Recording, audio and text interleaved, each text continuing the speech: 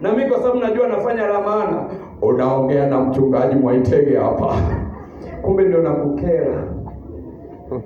Ndio maana mimi sipendani makanisa ya kirokole. Ukiokoka kidogo wanaanza kukufuatilia, sijui unaendeleaje, sijui. Jamani, tunakufuatilia kwa faida yako, kwa sababu siku nyingine mwingine unampigia simu, baada ya kupokea unasikia anasema Mungu nafuu nimempigia.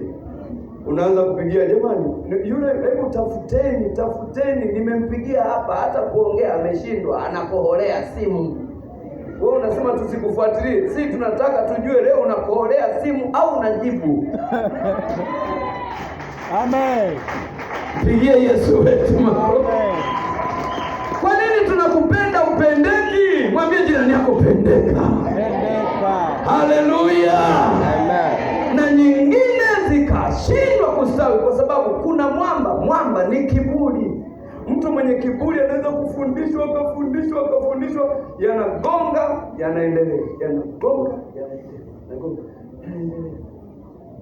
Tumeshasema hapa, wengine shiriki huko. Kuna praise hapa, wanajipanga wengi tu hapa, na wewe shiriki. Haleluya. Kuna kwaya, shiriki. Haleluya. Kuna